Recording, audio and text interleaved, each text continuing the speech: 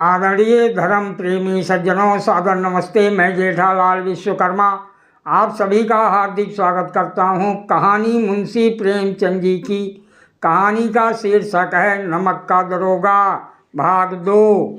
असंभव बात है 30,000 पर किसी तरह भी संभव नहीं। क्या 40,000 पर भी नहीं, 40,000 नहीं, 40 लाख पर भी असंभव है।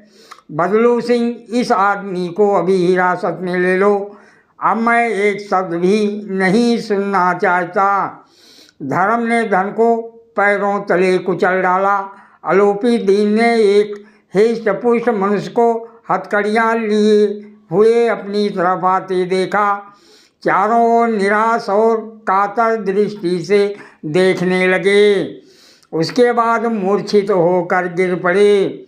दुनिया सोती थी पर दुनिया की जीभ जागती थी। सवेरे देखिए तो बालक वृद्ध सबके मुंह से यही बात सुनाई देती थी। जिसे देखिए वही पंडित जी के इस व्यवहार पर टीका टिप्पणी कर रहा था। निंदा की बौछारें हो रही थी, मानो संसार से अब पापी का पाप कट गया। पानी को दूध के नाम से बेचने वाला ग्वाला, कल्पित रोज नामचे भरने वाले अधिकारी वर्ग, रेल में बिना टिकट सफ़र करने वाले बाबू लोग, जाली दस्तावेज बनाने वाले सेठ और साहूकार, ये सब के सब देवताओं की भांति गर्दन चला रहे थे। जब दूसरे दिन पंडित आलोपी दीन अभियुक्त होकर कांस्टेबलों के साथ हाथों में हथकड़ियाँ, हृदय में गलानी और क्षोभ भरे लज्जा से गर्दन झुकाए अदालत की तरफ चले तो सारे शहर में हलचल मच गई। मेलों में कदाचित इतनी आंखें व्यग्र ना होती होंगी। भीड़ के मारे छत और दीवार में कोई भेद ना रहा। किंतु अदालत में पहुंचने की देर थी।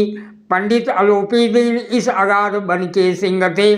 अधिकारी वर्ग उनके भक्त, अमले उनके सेवक, वकील मुख्तार उनके आज्ञापालक और अर्दली चपरासी तथा चौकीदार तो उनके बिना मोल के गुलाम थे। उन्हें देखते ही लोग चारों तरफ से दौड़े। सभी लोग विस्मित हो रहे थे, इसलिए नहीं कि आलोपी दीन ने क्यों ये कर्म किया, बल्कि इसलिए कि वो कानून के पंजे में कैसे आए। ऐसा मनुष्य जिसके पास असाध्य साधन करने वाला धन और अनन्य वाचलता हो, वो क्यों कानून के पंजे में आए। प्रत्येक मनुष्य उनसे सहानुभूति प्रकट करता था। बड़ी तत्परता से इस आक्रमण को रोकने के निमित्त वकीलों की एक सेना तैयार की गई। न्याय के मैदान में धर्म और धन में युद्ध ठन गया। बंशीधर चुपचाप खड़े थे।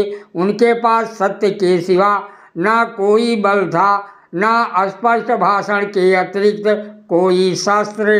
गवाह थे किंतु लोभ से डांवाडोल। यहाँ तक कि मुंशी जी को न्याय भी अपनी ओर से कुछ खिंचा हुआ दिखाई पड़ता था। वो न्याय का दरबार था, परंतु उसके कर्मचारियों पर पक्षपात का नशा छाया हुआ था। किंतु पक्षपात और न्याय का क्या मेल। जहाँ पक्षपात हो वहाँ न्याय की कल्पना भी नहीं की जा सकती। मुकदमा शीघ्र ही समाप्त हो गया। डिप्टी मजिस्ट्रेट ने अपनी तजवीज़ में लिखा, पंडित आलोपी दीन के विरुद्ध दिए गए प्रमाण निर्मूल और भ्रमात्मक हैं। वो एक बड़े आदमी हैं। ये बात कल्पना के बाहर है कि उन्होंने थोड़े लाभ के लिए ऐसा दुस्साहस किया हो। यद्यपि नमक के दरोगा मुंशी बंशीधर का अधिक दोष नहीं, लेकिन ये बड़े खेद की बात है कि उसकी उदंडता और विचारहीनता के कारण एक भले मानुष को कष्ट झेलना पड़ा। हम प्रसन्न हैं कि वो अपने काम से सजग और सचेत रहता है, किंतु नमक के मुकदमे की बढ़ी हुई नमक हलाली ने उसके विवेक और बुद्धि को भ्रष्ट कर दिया। भविष्य में उसे होशियार रहना चाहिए। वकीलों ने ये फैसला सुना और उछल पड़े। पंडित आलोपी दीन मुस्कुराते हुए बाहर निकले। स्वजन बंधुओं ने रुपयों की लूट की, उदारता का सागर उमड़ पड़ा, उसकी लहरों ने अदालत की नींव तक हिला दी। जब बंशीधर बाहर निकले तो चारों ओर से उनके ऊपर व्यंग बाणों की वर्षा होने लगी। चपरासियों ने झुक झुक कर सलाम किए, किंतु इस समय एक एक कटु वाक्य, एक एक संकेत उनकी गर्भ अग्नि को प्रज्वलित कर रहा था। कदाचित इस मुकदमे में सफल होकर वो इस तरह अकड़ते हुए ना चलते। आज उन्हें संसार का खेदजनक विचित्र अनुभव हुआ। न्याय और विद्वता, लंबी चौड़ी उपाधियां, बड़ी बड़ी दाढ़ियां और ढीले चोंगे एक भी सच्चे आदर के पात्र नहीं हैं। बंशीधर ने धन से बैर मोल ले लिया था, उसका मूल्य चुकाना अनिवार्य था। कठिनता से एक सप्ताह बीता होगा कि मुअत्तली का परवाना आ पहुंचा। कार्यपरायणता का दंड मिला। बेचारे भग्न हृदय, शोक और खेद से व्यथित घर को चले। बूढ़े मुंशी जी तो पहले ही से कुड़बुड़ा रहे थे कि चलते चलते इस लड़के को समझाया था, लेकिन इसने एक ना सुनी, सब मनमानी करता है। हम तो कलवार और कसाई के तगादे सहें बुढ़ापे में भगत बनकर बैठे और वहाँ बस यही सूखी तनख्वाह। हमने भी तो नौकरी की है और कोई ओहदेदार नहीं थे, लेकिन काम किया, दिल खोल कर किया। और आप ईमानदार बनने चले हैं। घर में चाहे अंधेरा हो, मस्जिद में अवश्य दिया जलाएंगे। खेद है ऐसी समझ पर। पढ़ना लिखना सब अकारथ गया। इसके थोड़े ही दिनों बाद जब मुंशी बंशीधर इस दुरवस्था में घर पहुँचे और बूढ़े पिताजी ने समाचार सुना तो सिर पीट लिया। बोले, जी चाहता है कि तुम्हारा और अपना सिर फोड़ लूं। बहुत देर तक पछता पछता कर हाथ मलते रहे। क्रोध में कुछ कठोर बातें भी कहीं। यदि बंशीधर वहाँ से टल ना जाते तो अवश्य ये क्रोध विकट रूप धारण करता। वृद्धा माता को भी दुख हुआ। जगन्नाथ और रामेश्वर यात्रा की कामनाएं मिट्टी में मिल गईं। पत्नी ने तो कई दिन तक सीधे मुंह से बात भी नहीं की। इसी प्रकार एक सप्ताह बीत गया। संध्या का समय था। बूढ़े मुंशी जी बैठे राम नाम की माला जप रहे थे। इसी समय उनके द्वार पर सजा हुआ रथ आकर रुका। हरे और गुलाबी पर्दे, पछइये बैलों की जोड़ी, उनकी गर्दनों में नीले धागे, सींगे पीतल से जड़ी हुई, कई नौकर लाठियां कंधों पर रखे साथ थे। मुंशी जी अगवानी को दौड़े। देखा तो पंडित आलोपी दीन हैं। झुककर दंडवत की और लल्लो चौपों की बातें करने लगे। हमारा भाग्य उदय हुआ जो आपके चरण इस द्वार पर आए। आप हमारे पूज्य देवता हैं, आपको कौन सा मुंह दिखाएं। मुंह में तो कालिक लगी हुई है, किंतु क्या करें, अभागा कपूत है, नहीं तो आपसे क्यों मुंह छिपाना पड़ता। ईश्वर निसंतान चाहे रखे, पर ऐसी संतान ना दे। आलोपी दीन ने कहा, नहीं भाई साहब, ऐसा ना कहिए। मुंशी जी ने चकित होकर कहा, ऐसी संतान को और क्या कहूँ। आलोपी दीन से वात्सल्यपूर्ण स्वर में कहा, कुल तिलक और पुरखों की कीर्ति उज्जवल करने वाले संसार में ऐसे कितने धर्म परायण मनुष्य हैं जो धर्म पर अपना सब कुछ अर्पण कर सकें।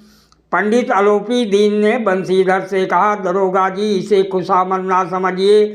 खुशामद करने के लिए मुझे इतना कष्ट उठाने की जरूरत ना थी।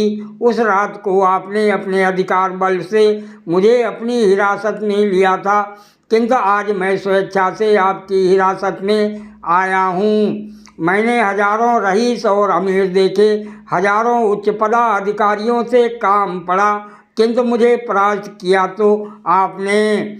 मैंने सबको अपना और अपने धन का गुलाम बनाकर छोड़ दिया। मुझे आज्ञा दीजिए कि आपसे कुछ विनय करूं। बंशीधर ने आलोपी दीन को आते देखा तो उठकर सत्कार किया, किंतु स्वाभिमान सहित। समझ गए कि ये महाशय मुझे लज्जित करने और जलाने आए हैं। क्षमा प्रार्थना की चेष्टा नहीं की, वरन उन्हें अपने पिता की ये ठाकुर स्वाति की बात असहाय सी प्रतीत हुई, पर पंडित जी की बातें सुनी तो मन का मैल मिट गया। पंडित जी की ओर उड़ती हुई दृष्टि से देखा, सद्भाव झलक रहा था। गर्भ ने लज्जा के सामने सिर झुका दिया, शर्माते हुए बोले, ये आपकी उदारता है जो ऐसा कहते हैं। मुझसे जो कुछ आविनय हुई है उसे क्षमा कीजिए। मैं धर्म की बेड़ी में जकड़ा हुआ था, नहीं तो वैसे मैं आपका दास हूँ। जो आज्ञा होगी वो मेरे सिर माथे पर। आलोपी दीन ने विनीत भाव से कहा, नदी तट पर आपने मेरी प्रार्थना नहीं स्वीकार की थी, किंतु आज स्वीकार करनी पड़ेगी। बंशीधर बोले, मैं किस योग्य हूँ, किंतु जो कुछ सेवा मुझसे हो सकती है उसमें त्रुटि नहीं होगी। आलोपी दीन ने एक स्टाम्प लगा हुआ पत्र निकाला और उसे बंशीधर के सामने रखकर बोले, इस पद को स्वीकार कीजिए और अपने हस्ताक्षर कर दीजिए। मैं ब्राह्मण हूँ, जब तक ये सवाल पूरा ना कीजिएगा द्वार से ना हटूँगा। मुंशी बंशीधर ने उस कागज को पढ़ा तो कृतज्ञता से आंखों में आंसू भर आए। पंडित आलोपुद्दीन ने उनको अपनी सारी जायदाद का अस्थायी मैनेजर नियुक्त किया था। 6000 वार्षिक वेतन के अतिरिक्त रोजाना खर्च अलग, सवारी के लिए घोड़ा, रहने को बंगला, नौकर चाकर मुफ्त। कंपित स्वर में बोले, पंडित जी, मुझ में इतना सामर्थ्य नहीं है कि आपकी उदारता की प्रशंसा कर सकूं, किंतु ऐसे उच्च पद के मैं ये योग्य नहीं हूँ। आलोपी दीन हंसकर बोले, मुझे इस समय एक अयोग्य मनुष्य की ही जरूरत है। बंशीधर ने गंभीर भाव से कहा, यूँ मैं आपका दास हूँ। आप जैसे कीर्तवान सज्जन पुरुष की सेवा करना मेरे लिए सौभाग्य की बात है, किंतु मुझ में ना विद्या है, ना बुद्धि, ना वो स्वभाव जो इन त्रुटियों की पूर्ति कर देता है। ऐसे महान कार्य के लिए एक बड़े सर्वज्ञ अनुभवी मनुष्य की जरूरत है। आलोपी दीन ने कलमदान से कलम निकाली और उसे बंशीधर के हाथ में देकर बोले, ना मुझे विद्वता की चाह है, ना अनुभव की, ना मर्मज्ञता की, ना कार्य कुशलता की। इन गुणों के महत्व का परिचय खूब पा चुका हूँ। अब सौभाग्य और सुअवसर ने मुझे वो मोती दे दिया है जिसके सामने योग्यता और विद्वता की चमक फीकी पड़ जाती है। ये कलम लीजिए, अधिक सोच विचार ना कीजिए, दस्तखत कर दीजिए। परमात्मा से यही प्रार्थना है कि वो आपको सदैव वही नदी के किनारे वाला बेमुरव्वत, उदंड, कठोर परंतु धर्मनिष्ठ दरोगा बनाए रखे।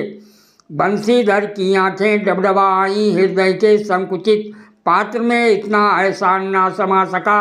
एक बार फिर पंडित जी की ओर भक्ति और श्रद्धा की दृष्टि से देखा और कांपते हुए हाथ से मैनेजरी पर हस्ताक्षर कर दिए। आलोपी दीन ने प्रफुल्लित होकर उन्हें गले लगा लिया। कहानी समाप्त। सादर प्रणाम।